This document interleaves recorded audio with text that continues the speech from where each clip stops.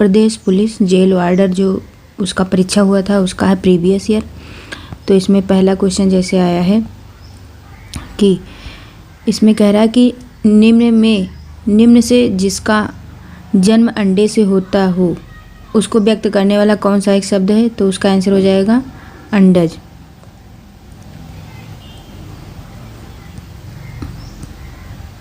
ठीक, अंडज होएगा। फिर दूसरा क्वेश्चन है कि निम्नलिखित में अमृत का अनेकार्थक शब्द नहीं है, तो वो मोती नहीं है। फिर तीसरा क्वेश्चन है अमृतलाल नागर के उपन्यास मानस का हंस की कथा वस्तु क्या है। तो ये ऑप्शन नंबर डी हो जाएगा, तुलसीदास का मानसिक विकास। फिर है फोर्थ क्वेश्चन है गंगा मैया उपन्यास के लेखक कौन है। तो ये हैं भैरव प्रसाद गुप्त। पांचवा क्वेश्चन है निम्नलिखित वाक्य में आए खाली स्थान के लिए सही शब्द चुनिए। तो आजकल के नौजवानों ने बुजुर्गों की क्या खराब कर दी है, मिट्टी खराब कर दी है। छठा क्वेश्चन है चैन की बंसी बजाना मुहावरे का सही अर्थ क्या है। तो ये है सुख से रहना। फिर सातवां क्वेश्चन है लोग भूल गए हैं के लिए साहित्य अकादमी पुरस्कार पाने वाले कवि कौन है। तो ये है रघुवीर सहाय। फिर निम्नलिखित अनुच्छेदों को पढ़कर उसके लिए दिए गए प्रश्नों के उत्तर दीजिए। तो ये आप लोग पढ़ लेंगे और हम केवल आंसर बता देंगे। ये यहाँ से लेके ऐसे पढ़ लेंगे। तो इसमें पूछा है कि प्रस्तुत गद्यांश का शीर्षक क्या होगा। तो शीर्षक है निबंध के बारे में इसमें बताया गया है। फिर है हिंदी में निबंध का प्रारंभ कब से हुआ। तो ये भारतेंदु हरिश्चंद्र जो थे उनके युग से हुआ। फिर 10वां क्वेश्चन है कि निबंध के संदर्भ में असत्य कथन बताइए। तो असत्य हो जाएगा वर्तमान काल के निबंधों में व्यक्तित्व या व्यक्तिकता का गुण नहीं होता। 11वां क्वेश्चन है कि आधुनिक मनुष्य का केंद्रीय भाव क्या है। तो वो है स्वाधीनता। 12 क्वेश्चन है भारतेंदु और उसके युग के संदर्भ के में सत्य कथन है। तो वो है हिंदी साहित्य में भारतेंदु और उनके सहयोगियों के निबंध लिखने की परंपरा का आरंभ होता है। फिर 13वां क्वेश्चन है इनमें से उसी का इनमें से उसी का को व्यक्त करने वाला कौन सा एक शब्द है। तो वो है तत्कालीन। फिर 14 नंबर का क्वेश्चन है कृत प्रत्ययों के संयोग से बनने वाली क्रिया को क्या कहा जाता है। तो वो कहा जाता है कृदंत। फिर 15 नंबर का क्वेश्चन है कि श्री कृष्ण के सुन वचन अर्जुन क्रोध से जलने लगे, सब शोक अपना भूल कर करतल युगल मलने लगे, संसार देखे अब हमारे शत्रु रण में मृत पड़े, करते हुए घोषणा में हो गए उठकर खड़े। प्रस्तुत पंक्तियों में कौन सा रस है। तो ये हो जाएगा रौद्र रस। 16 नंबर का क्वेश्चन है निम्नलिखित कौन सा विकल्प विराम भेद और उसके चिन्ह को सुमेलित नहीं करता है। तो वो नहीं करता है योजक चिन्ह। फिर निम्नलिखित वाक्य में आए खाली स्थान के लिए सही शब्द चुनिए। जिसने गुलाबी कमीज पहनी है उसका नाम श्याम है, वहाँ पे उसका हो जाएगा। चाबुक निबंध संग्रह के रचनाकार हैं। तो वो है सूर्यकांत त्रिपाठी निराला जी। फिर है भोर बिहान निशांत निम्नलिखित में से किसके पर्यायवाची हैं। तो ये है प्रभात। प्रभा मतलब सुबह। फिर अगला क्वेश्चन देखते हैं।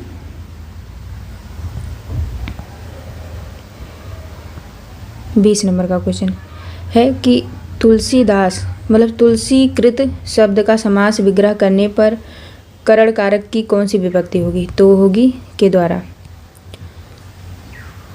फिर 21 नंबर का क्वेश्चन है निम्नलिखित में से कौन सा विकल्प वाक्यांश और उसके लिए एक शब्द की सही जोड़ी है। तो हो जाएगा जो अनुकरण करने योग्य हो उसे विश्वसनीयता, यही एक गलत है और सब सही है। फिर 22 नंबर का क्वेश्चन है जो भेदा ना जा सके वाक्यांश के लिए एक शब्द होगा। तो होगा अभेद। ब्याल उरग उन्नग निम्नलिखित में से किसके पर्यायवाची शब्द हैं। तो ये है सांप के। फिर है यहाँ पढ़ा नहीं जाता वाक्य में कौन सा वाक्य वाच्य प्रयुक्त हुआ है। तो ये भाववाच्य। फिर 25 नंबर का क्वेश्चन है निम्नलिखित कौन सा उपन्यासकार साहित्य अकादमी पुरस्कार से सम्मानित नहीं है। तो हो जाएगा मन्नू भंडारी। फिर है 26 नंबर का क्वेश्चन है कि निम्नलिखित में से कौन सा विकल्प शब्द और उनके अनेकार्थक शब्दों की सही जोड़ी नहीं है। तो वो है सर श्रद्धेय तालाब, ये नहीं है। 27 नंबर का क्वेश्चन है असत्य कथन की पहचान कीजिए। तो निम्नलिखित में असत्य कथन की पहचान करना है। तो इसमें सभी विसर्ग अघोष हैं, यही ऑप्शन जो होता है वो असत्य है। फिर देखिए अगला क्वेश्चन है कि सही वाक्य की पहचान कीजिए। तो इसमें ये वाला सही हो जाएगा। कौन सा? श्री कृष्ण के अनेक नाम हैं। फिर क्रिया का मूल रूप क्या कहलाता है? तो धातु कहलाता है। फिर निम्नलिखित व्यंजनों में नासिक के व्यंजन क्या है? तो ये ना, अंगायणनम, ये सब नासिक के व्यंजन है। फिर राजेश जोशी को साहित्य अकादमी पुरस्कार से किस रचना पर प्राप्त हुआ? तो 2 पंक्तियों के बीच रचना के लिए। फिर सुरेश वर्मा को साहित्य अकादमी पुरस्कार किस वर्ष प्रदान किया गया? तो ये सन 1996 में। फिर निम्नलिखित में से सही वाक्य की पहचान कीजिए। तो वह धीमे स्वर में बोला, यह ऑप्शन सही होगा। अगला क्वेश्चन, मोक्ष प्राप्त शब्द का समास विग्रह करने पर कौन सी विभक्ति होती है? तो इसमें हो जाएगा को। जैसे मोक्ष को प्राप्त, जैसे कर्ता ने कर्म को करण से द्वारा संप्रदान के लिए अपदान से लघु होने के अर्थ में ये सब होता है, तो मोक्ष को प्राप्त करने वाला, तो इसका को हो जाएगा। सांप छछूंदर की गति होना, मुहावरे का अर्थ मतलब हो गया असमंजस में पड़ना। फिर अगला क्वेश्चन है कि निम्नलिखित शब्द का विकल्प सुमेलित नहीं है। तो ये हो जाएगा, क्या नहीं होगा? संदेह, जहाँ उपमान में उपमेय का संदेह प्रकट किया जाता है, ये नहीं है, बाकी है। फिर है भाव विलास और रस विलास कीर्ति के लेखक हैं ये, तो ये हैं देव।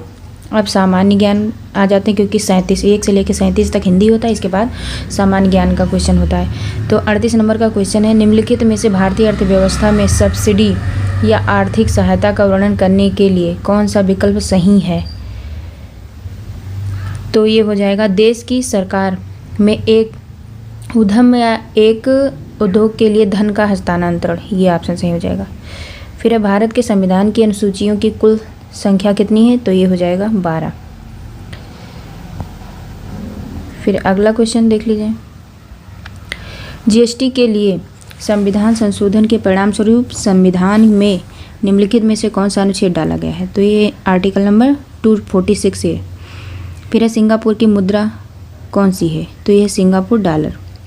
फिर है पानी का घनत्व अधिकतम होता है, तो ये 4 डिग्री सेल्सियस पर।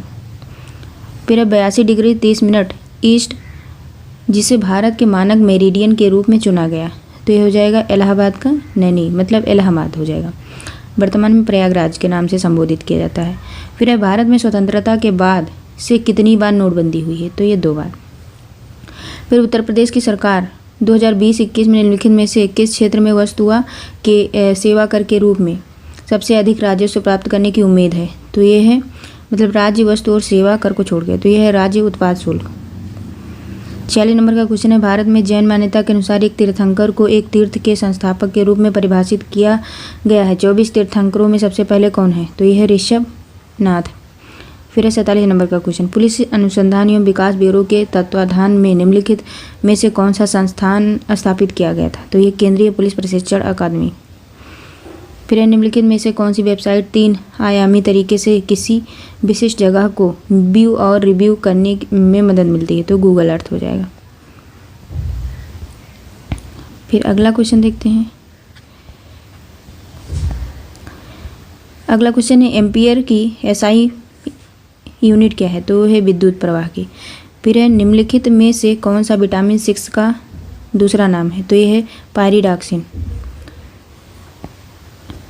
अगला क्वेश्चन है, केंद्रीय पुलिस प्रशिक्षण अकादमी कहाँ स्थित है? तो ये भोपाल, मध्य प्रदेश की राजधानी भोपाल में। फिर है इरिडियम परत की खोज किसने की और नोबेल पुरस्कार भी जीता? तो ये लुइस अल्वारेज। अगला क्वेश्चन है, मार्च 2020 में उत्तर प्रदेश सरकार द्वारा जारी आंकड़ों के अनुसार उत्तर प्रदेश के निम्नलिखित में से कौन से जिले ने राज्य की जीडीपी में न्यूनतम योगदान किया? तो ये श्रावस्ती।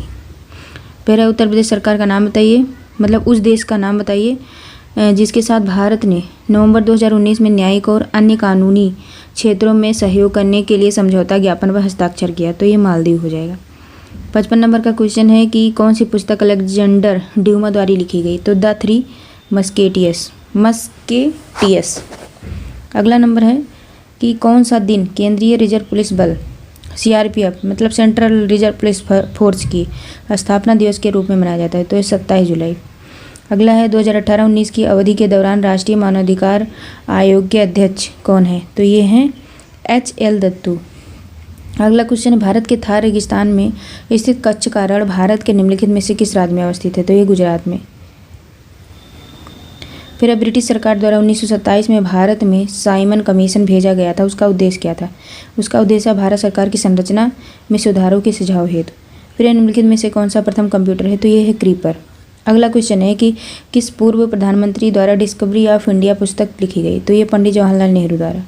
अगला क्वेश्चन है कि विल्मिंगटन को प्रथम विश्व युद्ध सेकंड हेरिटेज सिटी के रूप में घोषित किया गया? तो ये डोनाल्ड ट्रंप हो जाएंगे।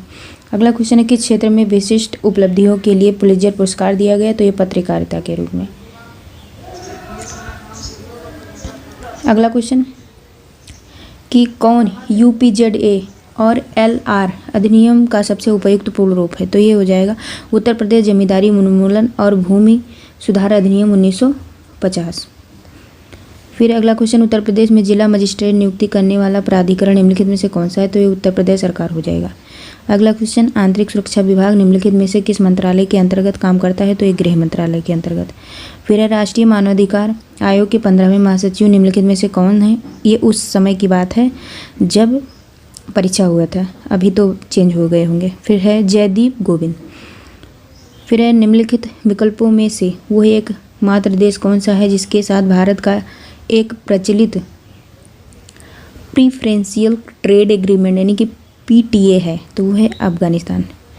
अगला है कि कौन सा बाल गंगाधर तिलक द्वारा किया गया साहित्यिक कार्य है? तो है द ओरियन। अगला क्वेश्चन है हाइड्रोग्राफी के क्षेत्र में सहयोग के लिए निम्नलिखित में से किस देश ने भारत के साथ समझौता ज्ञापन हस्ताक्षर किया? तो मालदीव ने। फिर है योग का वर्णन निम्नलिखित में से किस वेद में मिलता है? तो ये ऋग्वेद में। 4 वेद हैं जिसमें से ऋग्वेद में मिलता है। फिर अगला क्वेश्चन है सूची को मिलाना है, सूची फर्स्ट को सेकंड से और कौन सा सही है। मतलब दिया है उन ऐतिहासिक हस्तियों के नाम का मेल करें जिन्होंने उनका निर्माण कराया। तो लाल किला किसने बनाया था? ये बनवाया था राजाधिराज शाहजहां ने। और चार मीनार किसने बनाया था? ये कुली कुतुबुस्शाह। और लाल बाग किसने बनवाया था? सुल्तान हैदर अली ने।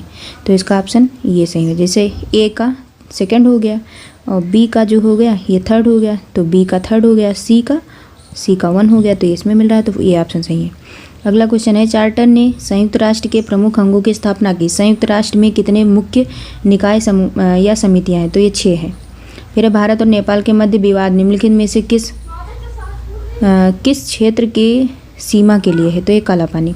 अगला है महिला और बाल विकास मंत्रालय के अनुसार निम्नलिखित में से कौन सा विकल्प महिला सशक्तिकरण कार्यक्रमों का हिस्सा बनने वाली योजनाओं के संदर्भ में गलत है? तो ये आयुष्मान भारत योजना।